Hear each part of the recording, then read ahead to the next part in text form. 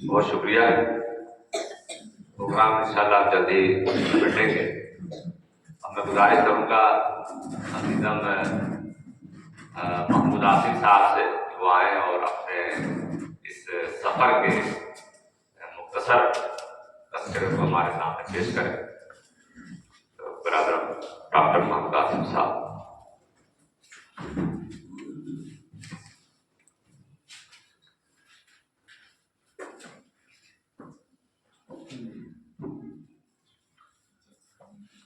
السلام علیکم ورحمۃ اللہ وبرکاتہ. بسم اللہ الرحمن الرحیم وبہ نستعین.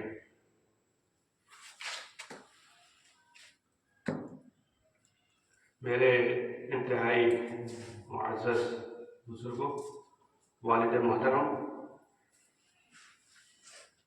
جناب جلال الدین سرور صاحب، مربی اور مشفق جناب ماسٹر محمد اختر صاحب، محترم مولانا عبد الوحید صاحب، برادر مکرم ڈاکٹر فخر الدین قاسمی صاحب، استاد محترم جناب عبداللہ فاروق صاحب، محترم ڈاکٹر فیاض احمد صاحب، اور یہاں موجود حاجی ضیاء الدین صاحب، امتیاز صاحب، اشتیاق احمد صاحب سومر سے، اور گاؤں کے جتنے ماسٹر بدیر الزمان صاحب اور تمام لوگ جو یہاں موجود ہیں. آج کا دن واقعی میں میرے لیے ایک اسپیشل ہے. جیسا کہ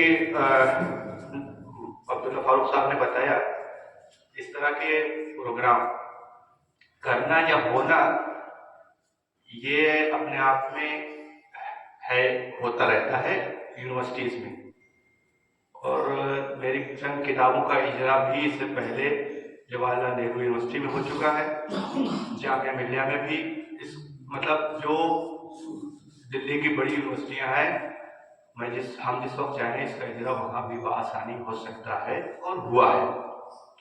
لیکن اپنے گاؤں میں، اپنے لوگوں کے بیچ، ان لوگوں کے بیچ جہاں ہم پیدا ہوئے ہیں، ان لوگوں کے بیچ جنہوں نے ہم کو بچپن سے صرف چڈیوں میں دیکھا ہے اور جو ہماری ہر چیز سے واقف ہیں، ان کے بیچ کسی شخص کا یہ اکرام، یہ اعزاز بہت خاص ہوتا ہے، بہت اسپیشل ہوتا ہے.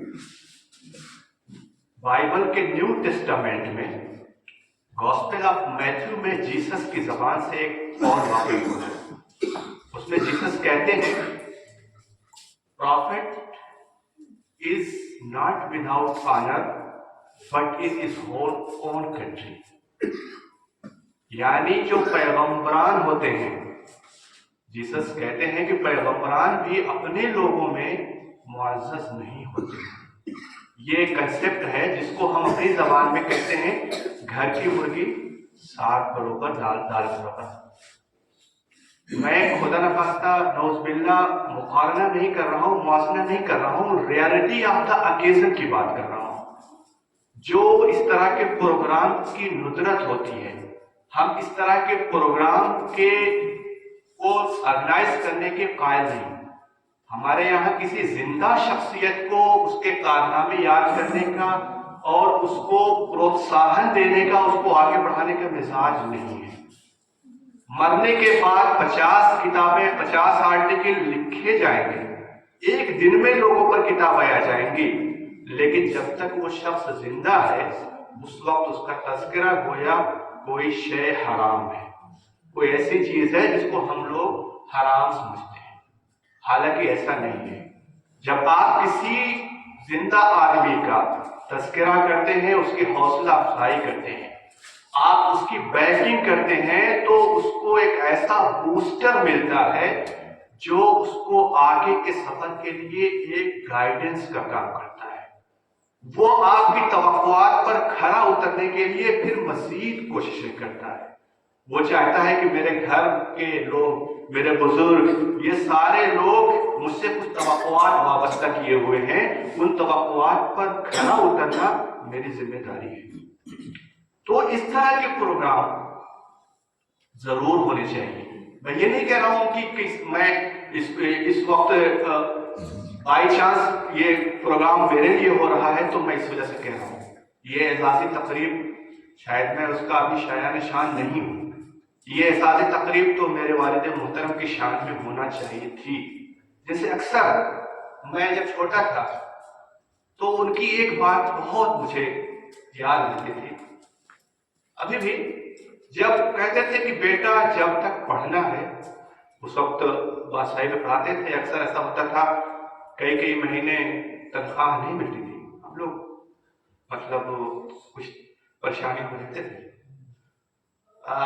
لیکن ایسے موقع پر بھی جب بھی کوئی بات ہوتی تھی تو یہی کہتے تھے کہ بیٹا جب تک تم کو پڑھنا ہے میں پڑھاؤں گا، گھر میں ایک ٹائم کا ہی کھانا بنے گا، چلے گا، لیکن جب تک آپ کو پڑھنا ہے، چاہے جس کو، چاہے لڑکے ہو چاہے لڑکیاں ہوں، جس کو پڑھنا ہے ہم پڑھائیں گے۔ جب مدرسے میں میں گیا تو میں اکثر رات میں کبھی کبھی بحث کرتا تھا کہ آپ مدرسے میں مجھے اس وجہ سے بھیجا ہے آپ نے تاکہ میں کم کماؤں، لیکن اللہ کا شکر ہے کہ اس محاذ پہ بھی تذکرہ کی ضرورت نہیں ہے، لیکن اللہ تعالیٰ کا شکر ہے کہ میں اس محاذ پہ بھی کامیاب ہوں۔ تو یہ اعزازی تقریب میرے والدین کے اس میں ہونی چاہیے، یہ اعزازی تقریب اس سے آگے بڑھ کر کے میرے گاؤں کے جو بزرگ ہیں، جناب عبداللہ فاروق صاحب، والد محترم ماسٹر اختر صاحب، بن سرور صاحب، اس گاؤں نے جو ماحول دیا تھا، اس گاؤں جس ماحول میں پڑھ کر کے بڑے ہوئے ہیں ہم، آج بھی کانفیڈنس کے ساتھ چاہے جتنی بھی بڑی گیدرنگ ہو آپ بلوا لیجیے، انشاءاللہ ہیزیٹیشن آپ کی کوئی چیز نہیں ہوگی۔ اس گاؤں کی تربیت کا نتیجہ، ہم نصابی سرگرمیوں کو ہم نے بچپن سے دیکھا ہے، جب سے ہم نے ہوش سنبھالا ہے پروگرام کرتے ہوئے آئے ہیں، پروگرام میں شریک ہوئے ہیں، ڈرامے کیے ہیں، ہر کون سی ایسی ہم نصابی سرگرمیاں، ایکسٹرا کیریکولم ایکٹیویٹیز نہیں ہے جو ہم نے بچپن میں یہاں ان سرپرستوں کے سرپرستی میں، ان لوگوں کی سرپرستی میں نہیں کیے ہیں۔ یہ اعزازی نشست ان کے ہونا چاہیے۔ دلی میں IICC India Islamic culture centre میں ایک پرسنالٹی ڈیولپمنٹ کا پروگرام ہوتا ہے، میں اس میں شریک ہوا تھا جب شروع میں گیا تھا۔ جب اس میں ٹیچر جو ٹرینر تھے، جب جیسے ہی وہ کہتے تھے now floor is open for speech, ہم لوگ دوڑ کر کے چلے جاتے تھے کہ sir I want to deliver my speech. ایک دو دلی کے بہت اچھے کالج، سینٹ اسٹیفن کالج کا ایک ڈیو کا بہت مشہور اور بہت ہی پریسٹیجیس کالج ہے، ایک لڑکا آ کے کہتا ہے کہ یار آپ لوگوں کو اسٹیج پہ جاتے ہوئے ہیزیٹیشن نہیں ہوتی ہے؟ ہم لوگ تو سینٹ اسٹیفن میں پڑھتے ہیں، یہاں پڑھتے ہیں، لیکن ہم اسٹیج پر کھڑے بھی نہیں ہو سکتے ہیں، یہاں اتنا ہیزیٹیشن ہے۔ میں نے اس سے یہی کہا کہ یہ مجھے صرف کنٹینٹ کی ضرورت ہے، زبان ہم سیکھ رہے ہیں، ہمارا ہیزیٹیشن تو بچپن ہی سے دور ہو چکا ہے، ہم نے ایسے ایسے پروگرام کیے ہیں کہ اب وہ ہیزیٹیشن نہیں ہے۔ میں یہ تمام چیزیں ذکر اس وجہ سے کر رہا ہوں کہ یہ مواقع آپ استعمال کریے، یہ ایسی نعمت ہے جو آپ کو دوسری جگہوں پر نہیں ملتی ہے۔ جو میرے چھوٹے بھائی یہاں موجود ہیں، یہ ماحول ہر جگہ موجود اور میسر نہیں ہے، آپ اس کو ایکسپلائٹ کرنے کی کوشش کیجیے۔ ہم نے ابھی بات کی ہے تعلیم کے سلسلے میں جو چیزیں ہیں، ایک دو چیز میں اس میں ایڈ کروں گا۔ ہمارا جو مینٹالٹی ہے، ہم تعلیم کو پاور سے جوڑ کے دیکھتے ہیں، ہم ہر چیز کو صرف تعلیم کو نہیں، پاور سے، پیسے سے جوڑ کر کے دیکھتے ہیں۔ ہم تعلیم کو اہمیت کیوں نہیں دیتے ہیں؟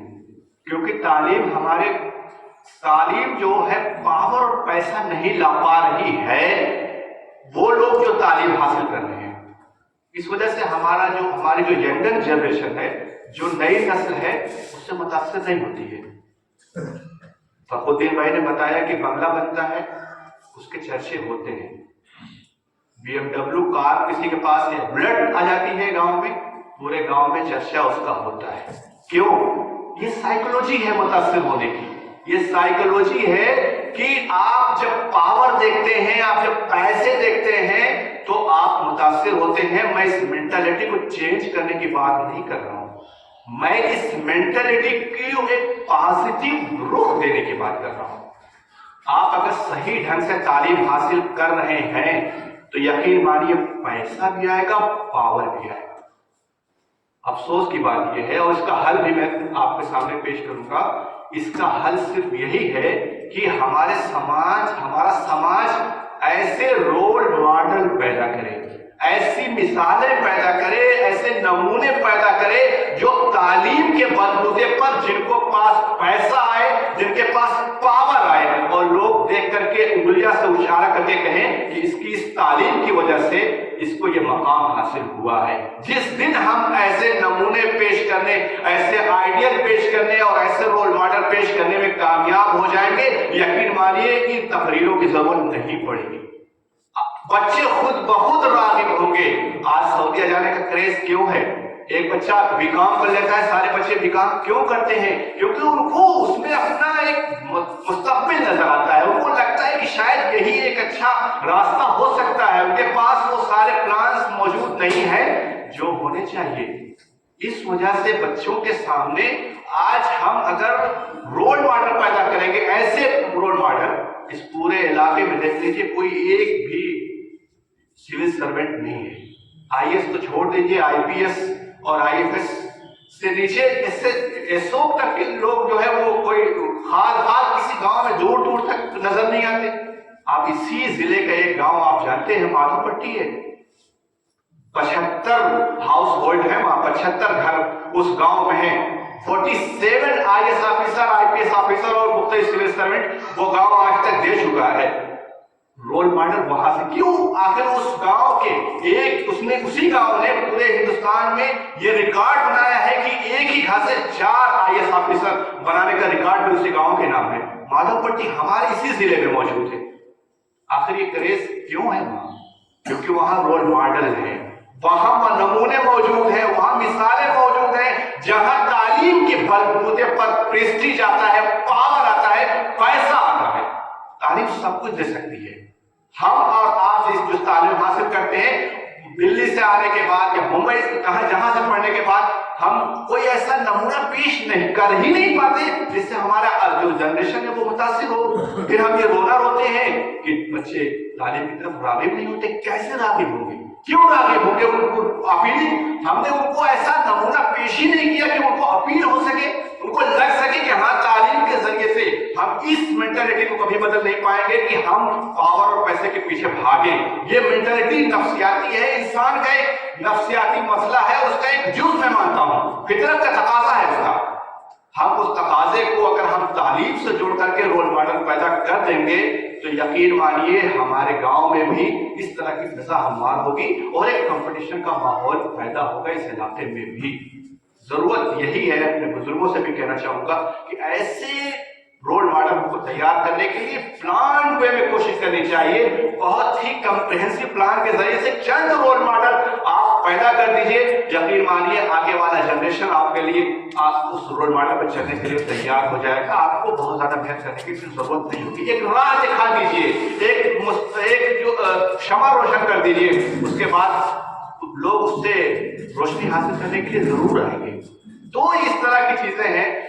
मैं यही कहना चाहूंगा कि ऐसा नहीं है कि मैं एक बहुत बड़ा कारनामा अंजाम दिया है, मैं इसको बहुत बड़ा कारनामा अंजाम नहीं दे सकता और मैं इस तरह की एजाज़ी तकरीब को भी शायद मना कर देता अगर मेरे पेश नजर ये ना रहता कि शायद इस तरह की तकरीबात से हमारे नौजवानों में एक हौसला पैदा हो, हमारे नौजवानों को एक गाइडेंस मिले, हमारे नौजवानों में एक तरह से एक जज्बा पैदा हो कि आगे की जिंदगी हम बेहतर तालीम के जरिए से दुनियावी भी कर सकते हैं, दीनी भी कर सकते हैं और आखिरत वाली जिंदगी भी हम तालीम के जरिए से इसको बेहतर कर सकते हैं। इस तरह के प्रोग्राम रियलिटी ऑफ पाकिस्तान की जो मैंने बात की है, इस तरह के प्रोग्राम्स होते रहने चाहिए ताकि हमारे जो नौजवान हैं उनको एक हौसला मिल सके। हम صرف خراج عقیدت پروگرام اور بعد از وفات پروگرام کے قائل ہونے کے بجائے ہم اس طرح کے پروگراموں کو ہم کو پروموٹ کرنا چاہیے تاکہ ایک حوصلہ افزا ہو، حوصلہ بخش پروگرام اس طرح کے ہو اور ایک جو جنریشن ہے وہ اس کو اچھے طریقے سے آگے بڑھائے۔ اب انہی باتوں پہ میں اپنی بات کو ختم کرتا ہوں۔ بہت بہت شکریہ حوصلہ افزائی کے لیے۔ اللہ تعالیٰ آپ تمام لوگوں کو اس کا بہترین بدلہ دے۔ جزاکم اللہ خیر۔